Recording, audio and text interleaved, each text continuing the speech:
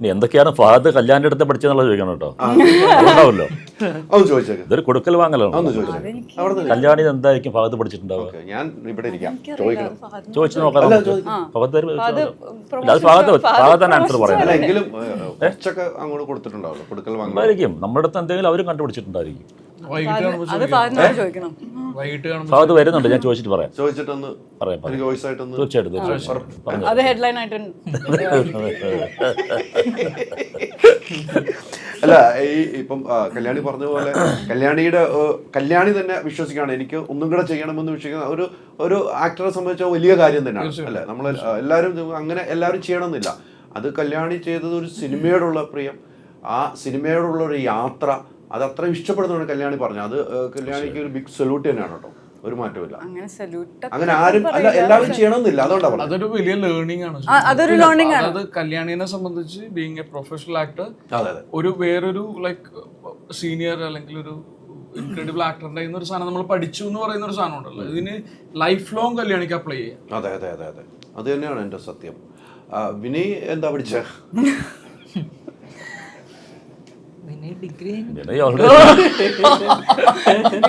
Degree complete ചെയ്യണം.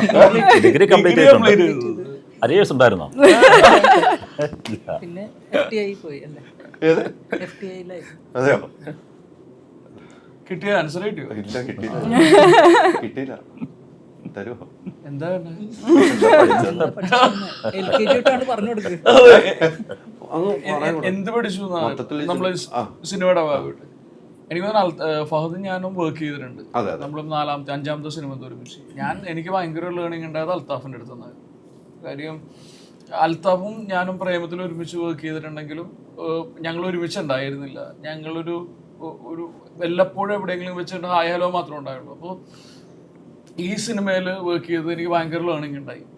പ്രത്യേകിച്ച് നമ്മളിപ്പോൾ ഇന്നത്തെ ഒരു ആസ്വാദകരുടെ ഒരു പൾസ് ഉണ്ടല്ലോ. നമ്മൾ പൊതുവെ ഇപ്പോൾ ഒരു ലൈൻ കിട്ടുമ്പോൾ അല്ലെങ്കിൽ ഒരു ഡയലോഗോ അല്ലെങ്കിൽ സീൻ, അപ്പം നമ്മളുടെ ഒരു പേസിലാണ് പലപ്പോഴും സംസാരിച്ചിരുന്നതെങ്കിൽ. അപ്പോൾ ഈ സിനിമയിൽ തന്നെ കാസ്റ്റ് ചെയ്തപ്പോൾ തന്നെ അൽത്താഫ് എന്നോട് ഒരു കാര്യം ക്ലിയർ ചെയ്തു, ഇതൊരു ആബ്സല്യൂട്ട് കമേഴ്ഷ്യൽ സിനിമയാണ്. അന്ന് അതായത് ഒരു ഫെസ്റ്റിവൽ സിനിമയാണ്, ഇതൊരു മാസിന് വേണ്ടിയിട്ട് ഉണ്ടാക്കുന്ന സിനിമയാണ്. അപ്പോൾ എല്ലാ ആളുകൾക്കും വെക്കാവുന്ന ഒരു സിനിമയാണ്. അപ്പോൾ ഈ സിനിമയിലെ കഥാപാത്രങ്ങളുടെ എനർജിയുടെ ഒരു മീറ്റർ ഉണ്ട്, നിങ്ങൾ ഡയലോഗ് ഡെലിവറിക്ക് ഒരു സ്പീഡുണ്ട്, ഇങ്ങനെ ഒരുപാട് കാര്യങ്ങൾ.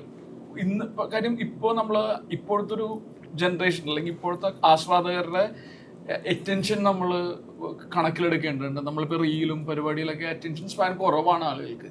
അപ്പം ഈ സിനിമയിൽ കഥാപാത്രം പെർഫോം ചെയ്യേണ്ട ഒരു മീറ്ററും ആ ഡയലോഗ് ഡെലിവറിയുടെ സ്പീഡും അല്ലെങ്കിൽ ഇയാളുടെ ഒരു ബോഡിയിൽ അങ്ങനെ ഒരുപാട് ഒരു ഗിവ് ആൻഡ് ടേക്ക് ഞങ്ങൾ തമ്മിൽ ഈ സിനിമയിലുണ്ടായിരുന്നു. എനിക്ക് ഭയങ്കര ലേണിംഗ് ആണ്. ഇപ്പം ഞാൻ വേറൊരു സിനിമയിൽ വർക്ക് ചെയ്തുകൊണ്ടിരിക്കുന്നുണ്ട്. ആ സിനിമയിൽ ഞാൻ കോട്ട് ചെയ്യുമല്ലോ പല കാര്യങ്ങൾ. അതൊരു കമേഴ്ഷ്യൽ സിനിമയാണ്, പക്ഷെ ചെറിയ സിനിമയാണ്. അപ്പോൾ ഞാൻ ഏറ്റവും കൂടുതൽ കാര്യങ്ങൾ പറയുന്നത് ഞാൻ അൽത്താഫിൽ നിന്ന് പഠിച്ച കാര്യങ്ങളാണ്. കാര്യം സ്പീഡ് നമ്മൾ അഡ്രസ്സ് ചെയ്യണം. അപ്പം എനിക്ക് ഈ സിനിമയിൽ ഏറ്റവും ലേണിംഗ് കല്യാണി പറഞ്ഞ പരിപാടിയൊക്കെ ഞാൻ പണ്ടേ ഫഹദിൽ നിന്ന് പഠിച്ചിട്ടുള്ളതാണ്. ഞാൻ മാലിക്കൊക്കെ ചെയ്യുമ്പോൾ ഞാൻ ശ്രദ്ധിച്ചിട്ടുണ്ട്. അപ്പോൾ ഫഹദ് തന്നെ കളിയാക്കും. അതായത് നമുക്ക് പലപ്പോഴും ഇപ്പോൾ ഞാൻ അത്ര വലിയൊരു ഫിലിം മേക്കറിൻ്റെ കൂടെ വർക്ക് ചെയ്യുമ്പോൾ ഞങ്ങൾ രണ്ടുപേരും കൂടെ ഒരു ഷോട്ട് ചെയ്ത് കഴിയുമ്പോൾ ഞാൻ മോണിറ്റർ നോക്കാറില്ല. പുള്ളി ഓക്കെ പറഞ്ഞാൽ ഓക്കെയാണ്.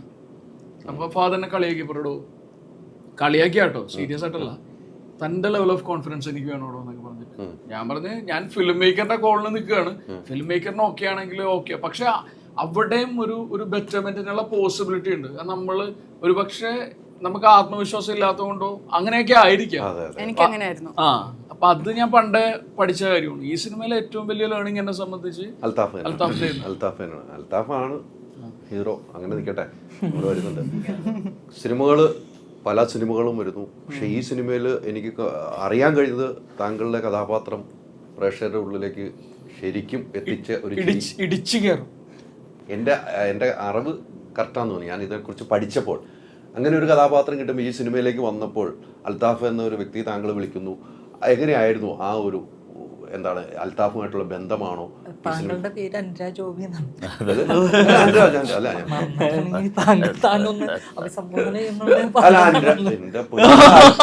ഞാൻ ഇറങ്ങി പോവാട്ടെ ഇവിടെ. അല്ല ഞാൻ ഒരു കാര്യം ചോദിക്കട്ടെ, ഇതൊരു സീരിയസ് ഇന്റർവ്യൂ ആണ്, ഇത് തമാശ ഇന്റർവ്യൂ അല്ല, ആളുകൾ കാണണ്ടേ? ഞാൻ സീരിയസ് ആയിട്ട് അല്ലാതെ തമാശയായിട്ട് ഞാൻ ഇറങ്ങി പോവാട്ടോ, ഞാൻ പോവുള്ളൂ.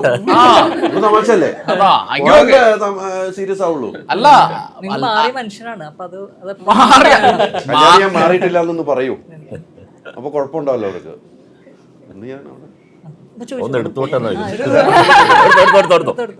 മറ്റേ ചർച്ചയ്ക്ക് ഒരു 10 സെക്കൻഡ് എനിക്ക് തരുമോ? സാധാരണ ആളുകൾ പറയുന്നത് എന്താണെന്ന് പറയുക ഇന്റർവ്യൂവിൽ ഇരിക്കും, പ്രത്യേകിച്ച് ഇത്തരം ഒരു പ്രൊമോഷൻ ഇന്റർവ്യൂ ആളുകൾ പറയും നിങ്ങൾ എന്തെങ്കിലും തമാശ അല്ലെങ്കിൽ ഫണ്ണായിട്ടുള്ള എന്തെങ്കിലും ക്രിയേറ്റ് ചെയ്യാൻ പറയും. ഇവിടെ നമ്മളത് ചെയ്യാൻ ശ്രമിക്കുമ്പോൾ ഇതിന്റെ മുതലാളി തന്നെ വേണ്ടെന്ന് പറയാണ്. നമുക്ക് നല്ല ഇന്റർവ്യൂ ആണ് വേണ്ടത്. അല്ലേ, എനിക്ക് അൻരാജ് പറ. അതെ, അപ്പൊ തിരിച്ച് കൈമാറി. അല്ല, ആ ഒരു ബന്ധങ്ങൾ അൽത്താഫ് വിളിച്ചു കഴിഞ്ഞപ്പോൾ ഈ കഥാപാത്രം കേട്ടിരുന്നപ്പോൾ എനിക്ക് പറ്റിയതാണ് എന്ന് തോന്നാൻ ഒരു കാരണം ഉണ്ടായിരിക്കുമല്ലോ, അതെന്തായിരുന്നു? എന്നെ അൽത്താഫൊക്കെ വിളിക്കണത് ഒരു 2022 ഒരു ഫെബ്രുവരിയിലാണ്. എനിക്ക് നല്ല ഓർമ്മയുണ്ട് ആ ദിവസം. ഞാൻ ഇങ്ങനെ നേരിട്ട് കണ്ടായിരുന്നു. ജോർജ് ചേട്ടൻ, ഞണ്ടുകളുടെ റൈറ്റർ, ആള് വഴിയാണ് മീറ്റ് ചെയ്യണത്. ഞാനൊരു കഥ പറയാൻ വേണ്ടിയാണ് പോയത്. ഒരു എഴുത്ത് പരിപാടി ഉള്ളതുകൊണ്ട് ഒരു സ്ക്രിപ്റ്റ് പറയാൻ വേണ്ടിയാണ് പോയത്.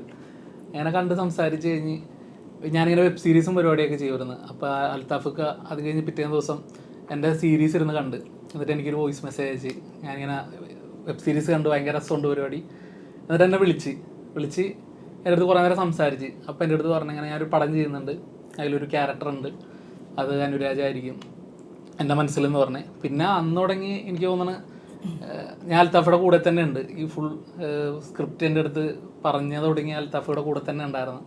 എനിക്ക് ഭയങ്കര എക്സ്പീരിയൻസ് ആയിരുന്നു. കാരണം ഞാൻ ഇത്രയും വലിയ സീനിയർ ആക്ടേഴ്സിൻ്റെ കൂടെ അഭിനയിച്ചിട്ടില്ല. അതെൻ്റെ ഒരു ഭയങ്കര എക്സ്പീരിയൻസ് ആയി. വിനയേട്ടൻ, സുരേഷ് ഏട്ടൻ, ലാൽ സാറ്, കല്യാണി, പിന്നെ പതുക്ക, അങ്ങനെ ഭയങ്കര നല്ലൊരു എക്സ്പീരിയൻസ് ആയിരുന്നു. എനിക്ക് തോന്നണ ഇതിൻ്റെ സ്ക്രിപ്റ്റിൻ്റെ സമയത്തും ഞാൻ ഇവിടെ കൂടെ തന്നെ ഇങ്ങനെ ഉണ്ടായിരുന്നു. എനിക്ക് ഇതിൻ്റെ സ്ക്രിപ്റ്റ് തീർന്നൊരു ദിവസം ഓർമ്മയുണ്ട്. അൽത്താഫ് ഭയങ്കര മടിയനാണ്. അതായത് എഴുത്ത് ഭയങ്കര സ്ലോയിലാണ് പോണത്. ആളുടെ മനസ്സിലുണ്ട് സിനിമ എന്താന്നുള്ളത്. അതുകൊണ്ട് ആ ടെൻഷൻ ഇല്ല ആൾക്ക്. ഒരു ടെൻഷനും ഇല്ലാത്ത ഒരാളെ ഞാൻ ഇങ്ങനത്തെ ഒരു ആളെ ഞാൻ കണ്ടിട്ടില്ല എൻ്റെ ജീവിതത്തിൽ. ലൈഫിൽ ഒന്നിനെ കുറിച്ച് ഒരു ടെൻഷൻ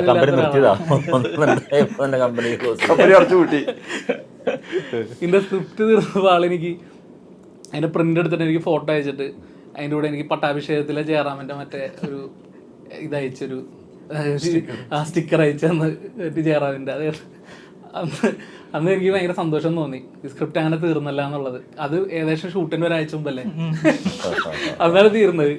ചാർട്ട് ചെയ്യണ അസോസിയേറ്റും ബാക്കി എല്ലാവരും സീനിന് വേണ്ടി വെയിറ്റ് ചെയ്തുകൊണ്ടിരിക്കുക ചാർട്ട് ചെയ്യാൻ വേണ്ടിയിട്ട്. ഓൾമോസ്റ്റ് ഫസ്റ്റ് ഹാഫ് ഒക്കെ സെറ്റായിരുന്നു. ക്ലൈമാക്സിന്റെ ഒരു പരിപാടിക്ക് വേണ്ടി ഇങ്ങനെ ആളിങ്ങനെ വെയിറ്റ് ചെയ്ത് ചാർട്ടിങ് ഇല്ലായിരുന്നു ഞാൻ തീർക്കൂലായിരുന്നു.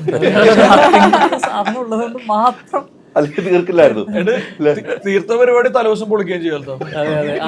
അങ്ങനെ ഒരു പരിപാടി ഉണ്ട്. അതായത് ഇതൊരു ഓൺഗോയിങ് പ്രോസസ്സാണല്ലോ. 25 കാറുകൾ, 30 സ്കൂട്ടറുകൾ, 30 ഗോൾഡ് കോയിൻസ്, 60 ഇന്റർനാഷണൽ ട്രിപ്സ്, ദിവസേന 1 ലക്ഷം രൂപ, 25 കോടി രൂപയുടെ ഡിസ്കൗണ്ടുകളും സമ്മാനങ്ങളുമായി മൈജി ഓണം മാസോണം.